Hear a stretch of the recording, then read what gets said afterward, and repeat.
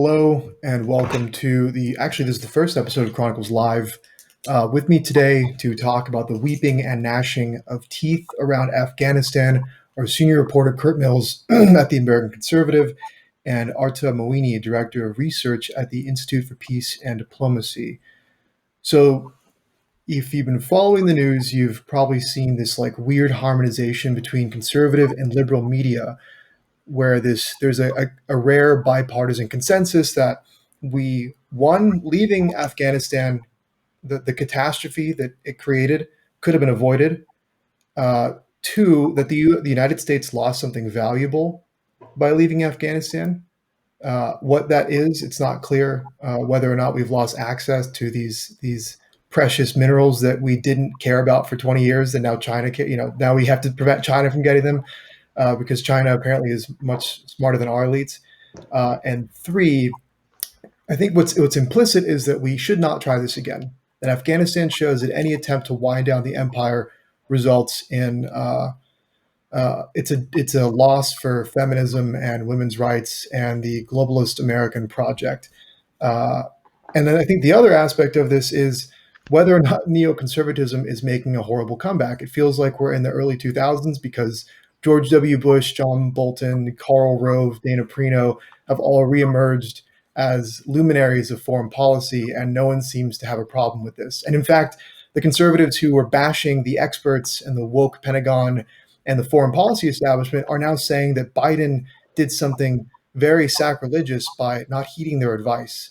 So we're against the woke Pentagon, but also Biden should have respected their wishes to never leave Afghanistan. It's totally bizarre. Curt, you consume more media than anybody else I know. Are the neocons making a comeback? Does the GOP want to go in this direction? Yes, I think they're definitely making a comeback, and I don't know why the GOP would want to go in this direction, but it very well might.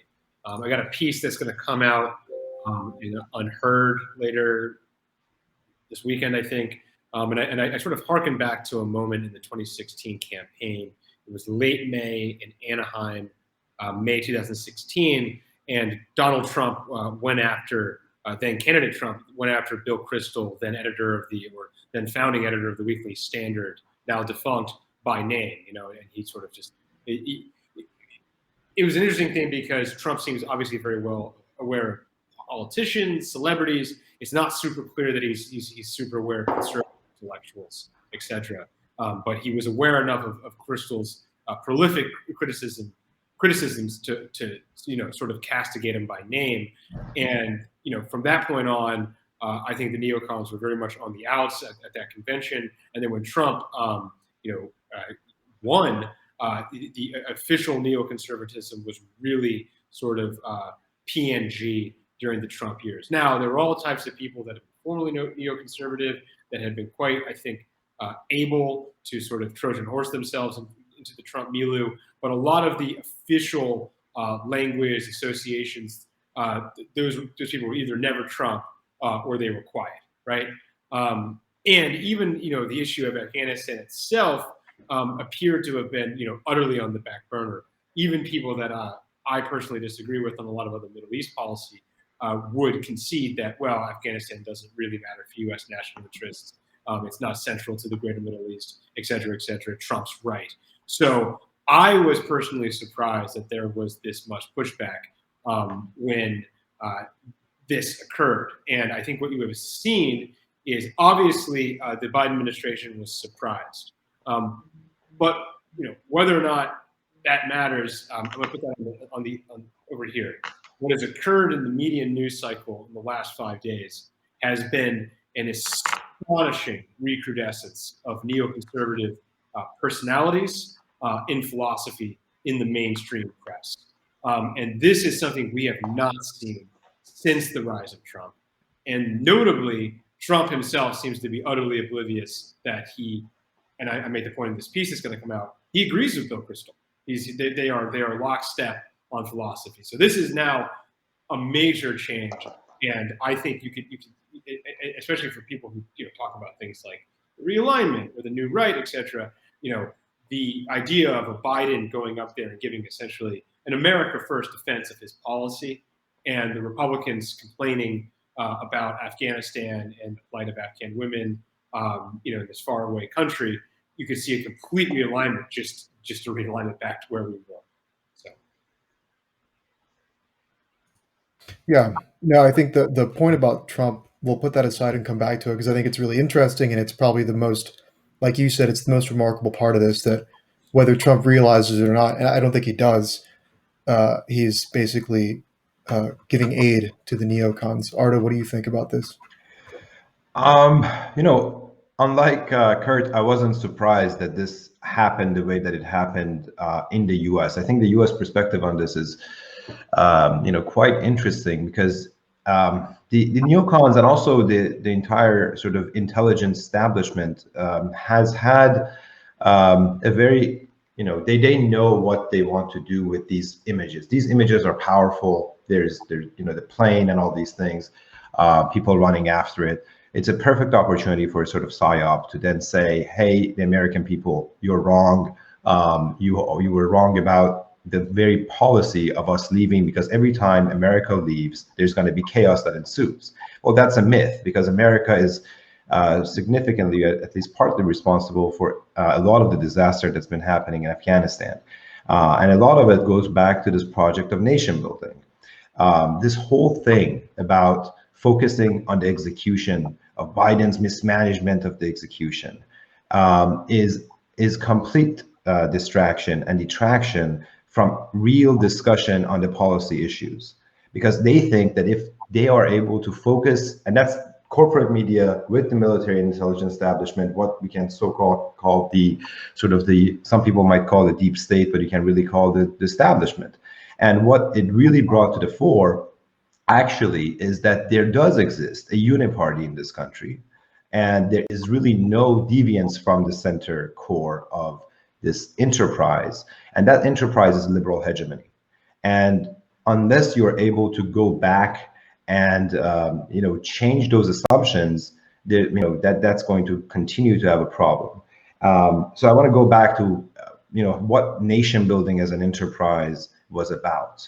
Afghanistan, Iraq, these are all part of a mindset, a part of a sort of a mindset of what we can call the imperium or the empire, which wants to say that they have a certain moral superiority over the rest of the world. And we're going to go to other places, not because it's our national interest, not because American lives are threatened, but we're going to use that as proxy to then establish our tentacles of liberalism everywhere around the world and try to make other nations in our image. That's a very millenarian project. It has very theological basis, and the neocons are basically essentially this whole, I think this is just a confusion. This from the beginning, neocons are nothing but liberals, and we need to say this. There's no conservativeness about neoconservatism. Neocons were, originally they were Trotskyites. They were internationalists, liberal internationalists. They were just hawkish about the Soviet Union. But on every other issue, they are liberals, and liberals in a very sort of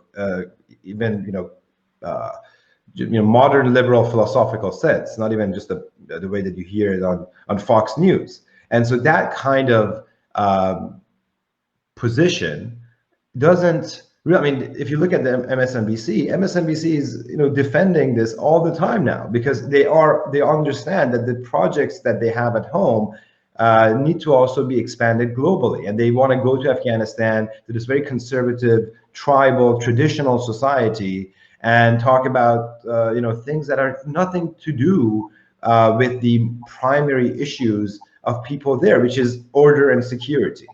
And so this entire enterprise of nation building has been a failed exercise, and they think that they can gaslight us into believing that we made a mistake because of the way and the manner in which we left. Not that our entire presence in the country and our efforts to nation build was entirely at fault. That's right. I want to go back to that point about collapse being inevitable.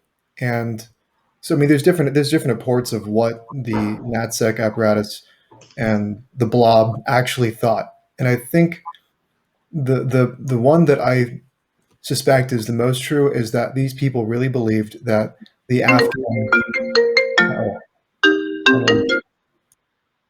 Sorry, Kurt. Thanks. Yeah,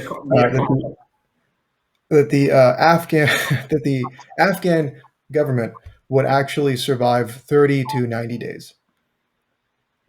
And so there's I guess there's Glenn Greenwald, who I really like, has made the point that Biden and other people who claimed that, one, we were winning the war, and two, that the Afghan government, there was no question that they could handle it after all this training and money that we spent on them.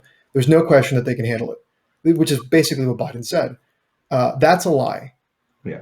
And the so-called experts lied there. But there's this other question of, it seems to be that these people actually did think that the Afghan government would survive up to 90 days, which, I mean, if that is true, I think it just shows that, like Arta was getting at, is these people are delusional. They have these designs that there's this cognitive dissonance, right? The Afghan papers showed that the whole project in Afghanistan was, in reality, basically a giant money laundering operation.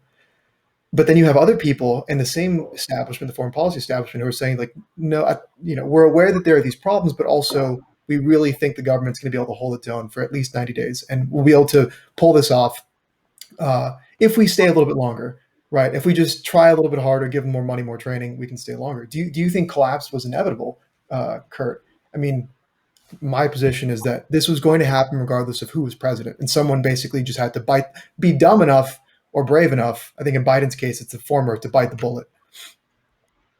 Yeah, so a lot going on here. I would just make one small addendum to what Arta said, and I don't have a PhD, so I don't look at this as philosophically as perhaps he does. But I would note that what we've actually seen in the media is a little less philosophical and a little more organic in that, and not to disagree with Adam Kay, who's participating prolifically in the comments, but the types of people that you see on television, a Dana Perino, who was White House spokes for Bush, a Nicole Wallace, who was communications director for Bush, Fleischer, who was also White House spokes for Bush, on and on and on and on. These are people not trained in PhD philosophy.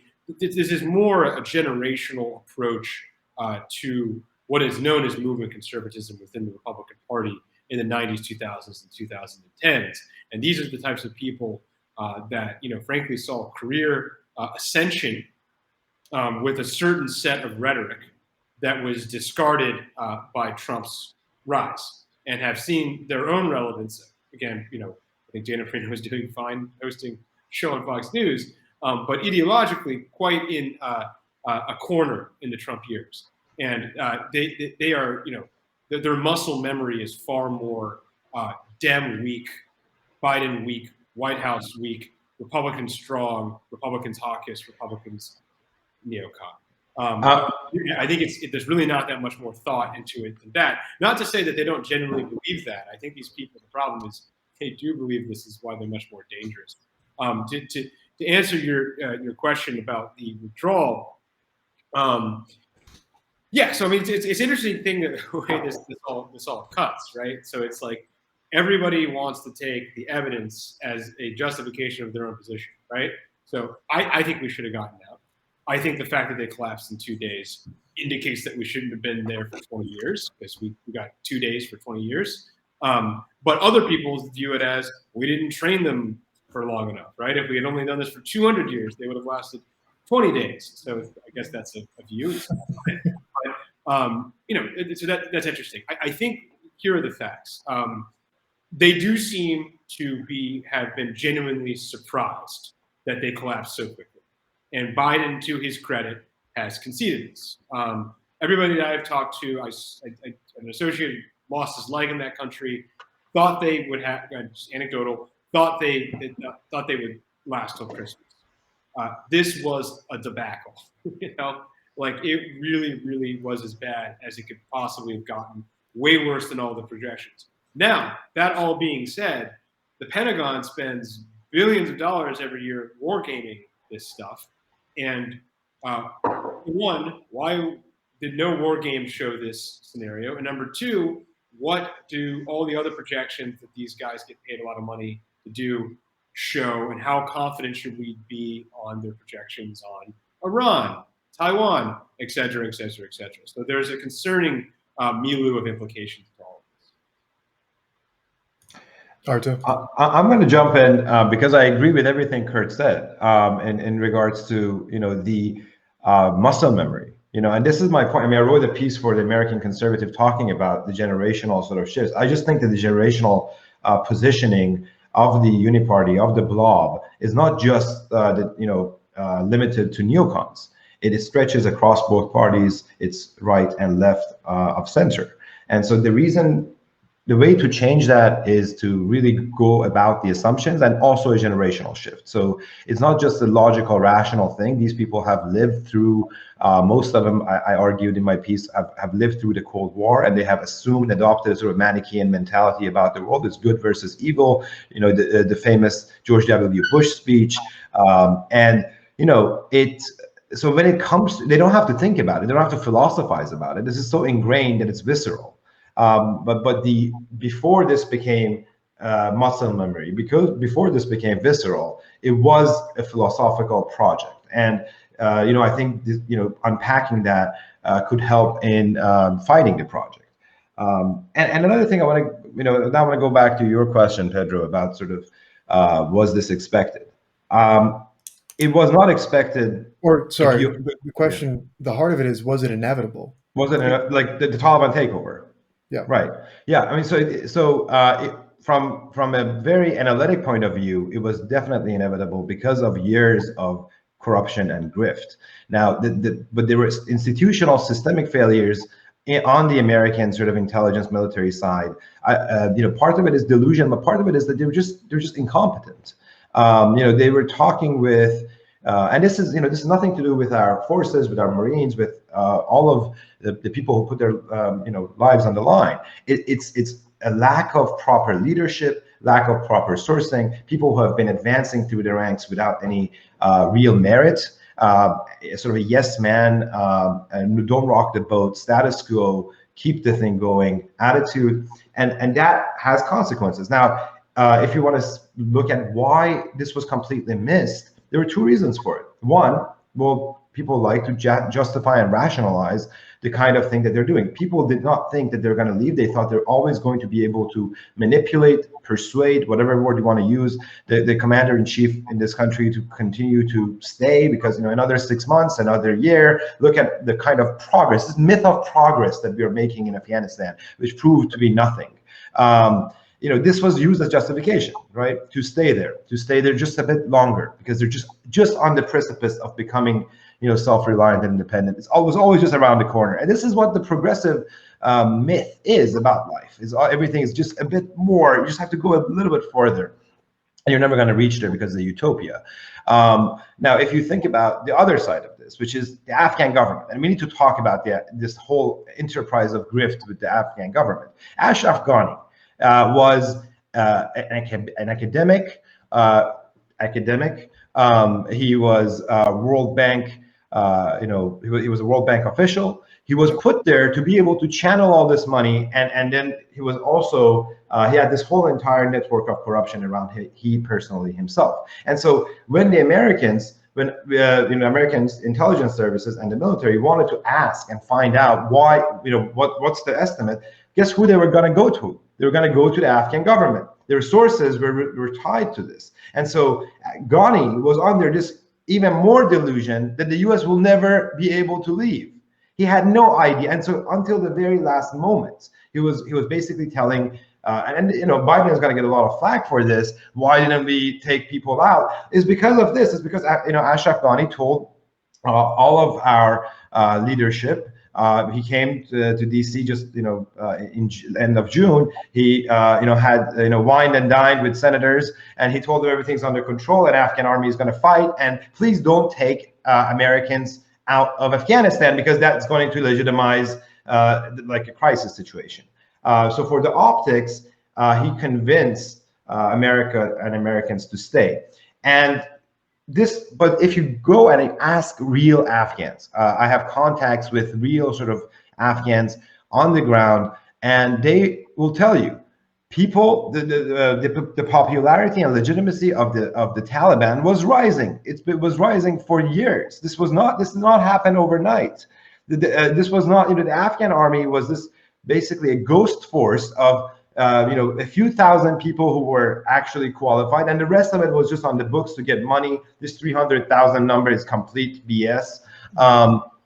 And they were using, there was never any chance of the majority of these people fighting an actual war. And if you look at the Taliban, they were coming, working around the countrysides with the local leaders and warlords. And at some point, they were just basically saying, this civil war, this chaos is going and going and going, and there's going to be this war nonstop until maybe the U.S. leaves, and maybe the Taliban can bring that order. So I always say, even petrifying order is preferable to ordinary people than chaos and blood in the streets. Yeah, and so that kind of.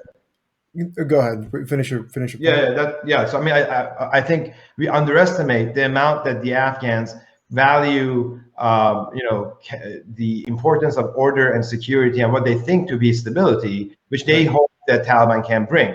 And I will continue hopefully in the next segment on what Taliban really is, and that's a proxy of Pakistan. And we never talk about Pakistan for whatever reason. So. Yeah. Well, so a few things before we get into the next thing. Ghani, I think, recently said that the United States would not be welcome if they even did try to come back. That basically that the Afghan people embraced the United States as liberators, believing that they came with good faith, but now seeing that they clearly did not come in good faith, they would not be welcome back, even if they promised to change their ways. So I think this is hilarious. And like you pointed out, the blob was really counting on a guy with a finance background who gave lectures on anthropology at Berkeley and Johns Hopkins to hold his own against hardened warlords. Like, that was the expectation. And the part about collapse, Richard Hanania made this good point.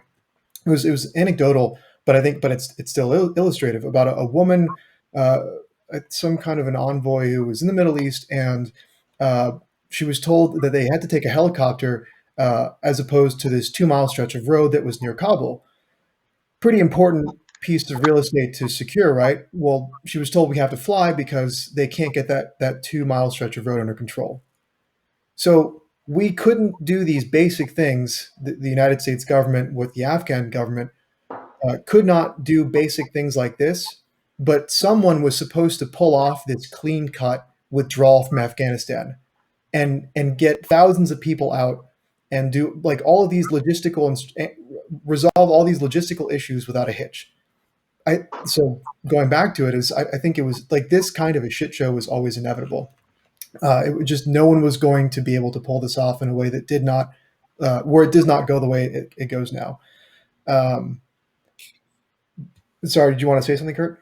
Yeah, no, I mean, I just think it's why, the sort of gratuitous criticism of Biden is sort of boring. Yeah. Which makes you a DSA member now. You're basically a Bernie bro now. Right? I'm feeling it. I don't know. It's. I just think like this is the reason, the plot of the country. Like it's like the Taliban was going to win. Like and it's not secure for Americans to be there on a regular basis. Yeah. I think that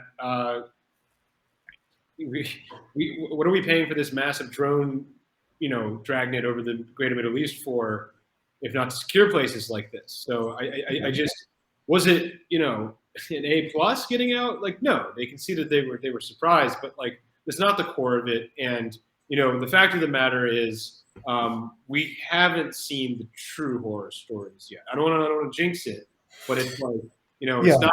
Like, but we need to, I think, bring to the fore that part of this whole discussion was that no American or Western person was harmed, and so this would have been a disaster had an American been killed in the streets of Kabul by the Taliban. It still happened, but I mean it's right. It's notably not happened. Yeah, it's not happening. Yeah, and I think and like you remember. I mean, so I'm 31. If you go back 20 years to when the original War on Terror happened, and when Drudge was in his heyday, anytime anyone was killed in this part of the world, it was a major deal. Remember the Nick Berg beheadings, all of these types of things. They were major political touchstones. The smartphone technology is eightfold more sophisticated now. We would all see it in gory detail, and it would be this millstone around Biden. This has not occurred. You can criticize the Pentagon all day, but I think they're trained to do something. I think it's probably in hand, hopefully. It has been interesting to see the Taliban come into this in a very clever way. They immediately started, you couldn't tell if it was trolling or if they were really doing this, but they deployed the language of diversity and inclusion. They promised the Afghan government would be diverse and inclusive. They amended their typical rules and regulations for women by saying that women could go to college, that they could work in certain capacities, I think teaching and like nursing jobs. So they under Sharia law, so that's going to right, add a huge yeah, limitation to it. right, But there, right. Yes, yeah. I'm not saying that would be very deeply disturbing if the Taliban had actually been influenced by like UC Davis or something. But my point is that they've clearly got this. The Taliban are not Trotskyites. That's right. Yeah. yes, they're not. They've come into this aware that basically everyone is expecting for them to immediately, do what Curt just said, just start indiscriminately killing civilians and specifically Americans, but they're not doing that. So they're actually playing this very smart, and I think we're getting at this. They know that kind of like all eyes are on them, and there's a kind of almost ghoulish hope, right? I mean, that's the part you can't really say out loud. But I really think that a lot of these neoconservatives really do hope that something like this happens, that some Americans get killed, because then they can say, I was right. And I think that is actually where people like Bill Kristol, Jonah Goldberg, and Tom Nichols are at. Nichols wrote a piece for The Atlantic, and the headline was, Afghanistan is your fault. And if that wasn't clear enough, like the subheading was like, Afghanistan is the fault of the American people who were sick of endless wars. So, I mean, I think they really do. And Goldberg was even more explicit and said, there's never been a point in my life where I've been basically so disgusted by the American people for their desire to get out of this stuff. But really quickly, going back to the media narratives, and then I want to actually talk a little bit about the moral illegitimacy of this whole project that we kind of touched on, about why there was seemingly so much popular support for the Taliban. Is Trump, what is he doing right now?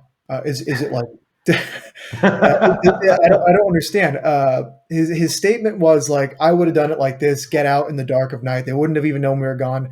One, that's not actually what apparently the administration had planned. There's an article in Defense One from Trump's last SecDef who said they had this plan to basically try to get the Taliban to agree to kind of peace sharing, and that they would actually keep troops in there. In Afghanistan, there was actually never a plan to get everyone out. We were just going to keep a limited presence there and try to like negotiate with the Taliban. In other words, legitimize them. I'm not saying I'm for or against that. I'm not revealing my position, but this is the Trump administration. It kind of implicitly legitimize the Taliban and don't actually take all the troops out, leave them there. But publicly, now that he's not president, Trump is saying, no, I was going to get him out in the dark of night. They wouldn't even know we were gone. Well, the Biden administration accidentally did that when they evacuated Bagram. That the Afghan National Army complained that no one told them that they were leaving, that the Pentagon was leaving, that they just turned off all the lights and took off. And like the Afghans were like, what the hell, where'd the Americans go? So ironically, Biden actually did what Trump said he would do if he was president. But the Pentagon said, we actually communicated with high-level Afghan officials and told them we were leaving. So it's not our fault that they didn't know we were leaving because we tried to get this through to them. So, I mean, yeah. Curt, thoughts on the Trump posting? Yeah, I mean, Trump's criticism of this is so obviously tendentious as to be basically disqualifying for the discussion. But I guess I'll just leave that there. I will say, in terms of what a President Trump would have done in the second term, on the one hand, this rhetoric is super deflating to the idea that he would have had this, for lack of a better term, very based second term, where they were going to get out of all these places because he had all of these staffers that apparently didn't believe in that. It's a super complex story. There's a lot of interesting stuff there that was going on, the transition between November to January 20, 21. We don't get into that all day. I will say, in the defense of the idea that Trump actually would have gotten out, Miller was the umpteenth acting sec def, and Trump, we all know, it's public record at this point, would openly tell different people who worked for him different things. And he also liked this sort of idea of himself as the ultimate deal maker, and so he loved this sort of subterfuge. So consider Iran, right? Is Trump an Iran hawk in the way that every other Iran hawk is? No. And how do we know this? Like, take Syria policy. He openly said, I don't care about Syria. No Iran hawk would ever say that. They would say that Syria was the coup de grace of Iran policy. What Trump cared about was, seeming tough. So, like, he loved stuff like assassinating Qasem Soleimani, but he loved it because he thought it would give him leverage in a future negotiation. And of course, every Iran hawk wants no part of any negotiation with this regime. So it's certainly possible that he had a meeting with Mr. Miller, and Miller, who's a real deal soldier, had some sort of cloak and dagger plan to fool the Taliban. And Trump was like, that was super cool. And Miller thought like that was what they were going to do when, of course, the election results were overturned or something in January. And like, that's Miller's memory of that. I think Miller has come off a little bit like a quack in his congressional testimony, and that's what I'll just say about that. There were definitely other people in that administration that wanted to get out pronto. There were definitely people in that administration that wanted to get out during the transition. There were definitely people in that administration that wanted to get out before the so-called fighting season, when it was really cold in Afghanistan in December. That was also an offer. So who knows? What we do know is that Trump was president for 4 years. He hiked troops, and he did not eventually get us out, though he did lay the groundwork for this to happen. What we also know is that Biden, however imperfectly, has gotten us out. These are the facts. Yeah, I mean, I think for us to have for all sorts of people who from all the different walks of life who are critics of U.S. foreign policy need to be very, very genuine about the things that are at stake. Biden showed courage in actually completing this plan, and we need to be able to say this, or else the neoliberal spin machine is going to gaslight us into believing that this was something that should never have happened. This was supposed to happen. We were supposed to leave. There was no other way. But I said that on Twitter. I said, every time you engage in nation building, it's almost like you're in a sort of a long-term relationship or marriage. When you break up, there's going to be fights and there's going to be chaos and it's going to be messy. There is no elegant way to get out of a country. And so that is something that we need to keep in mind. But also this whole idea that, think about what we actually accomplished. Forget about the rhetoric about women's rights and, putting some sort of like, having banners in the streets of Kabul of like, makeup, ad banners. If you put that away and you forget about sort of the Kabul University kind of understanding of liberalism, then you get to something else. You get to the fact that after 20 years, Afghanistan continues to be, it's even more today than it was before, a narco state. We were not able to change that. All of our money and development did not change that. The amount of money that we poured into that country, trillions of dollars, and also in aid money, which a lot of people would just be like, oh, great, we need to help people because we are humanitarians, actually made things worse because it created more inequality, created more resentment. Most of the money went to the cronies of Ghani and before that Karzai. And, that was something that, we need to really take to account. Our money, our presence is destructive to the social fabric of the places in which we go. And finally, the last part, which I think is the most important, which I have to get in here. After 20 years, we did not lift a finger against Pakistan. We didn't move to pressure them diplomatically or otherwise, where everybody in Washington, D.C., and Curt can jump in on this, knows that Taliban would not exist were it not for its sanctuaries in Pakistan, its support by the ISI. It's, and Pakistan is this weird sort of ally that we have, which nobody understands why we're an ally with Pakistan. Pakistan is also an ally to China, by the way. And if anything, this was the control of Afghanistan today is going through Islamabad. And China, I'm very sort of ambivalent about what does China see in this, because in some cases, they are very scared of Islamic militarism and Islamic extremism on the Uyghurs and in their Western Turkestan provinces. But at the same time, they are, they care about Afghanistan as an important part of the BRI project. And so, Pakistan and the Taliban have, give assurances that they want to continue with the contracts, they want to continue with the economic programs. They're projecting this image of being genuine, genuinely reformed, at least in their rhetoric and approach with the rest of the world. They're still going to be tyrannical with their own people, but they're going to put on a more sort of a collaborative face to other sovereign nations, including China and Pakistan. Now, finally, last thing, if we think about, well, I'm just going to stop there. Well, we should actually do, you and I, Arta, we should actually do something specifically on Taliban, because you're right, no one, not Taliban, Pakistan, because not enough people seem to talk about this. But last point, because we're running out of time, the moral illegitimacy of the project. You can't tell if it's fake or not, if it's like a psyop, that the media, the foreign policy establishment seem really disappointed that, like you said, Arta, that the Kabul University will no longer teach gender studies, and that we will no longer have pride festivals in Kabul. And but I think the thing that kind of ties all of this together, like the trillions of dollars wasted, the rank incompetence and unethical practices, is the practice of child sexual abuse. Because one, it was basically being subsidized by American tax dollars. The Leahy Amendment was being bypassed by the Defense Department using a loophole that basically allowed them, because the Leahy Amendment states that the United States is not obliged to provide funding to foreign forces that are committing human rights abuses. Raping little boys is a human rights abuse. Why did we keep funding them? Well, because the DoD found a loophole and a clause of the amendment that allowed them to basically continue funding troops on the lie that if we cut back on funding in response to these abuses, they would put U.S. troops at risk. And the DoD actually complained when people found this out.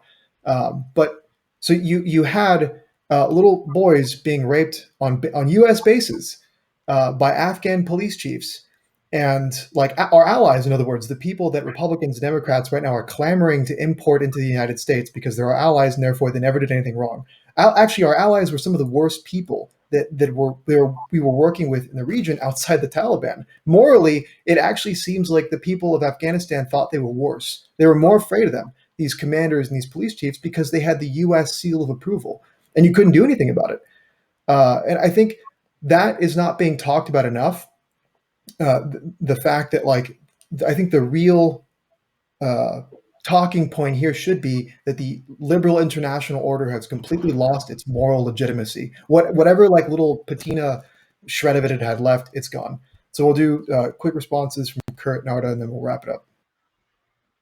Yeah, I'll just say quickly about the previous Afghan government, so-called.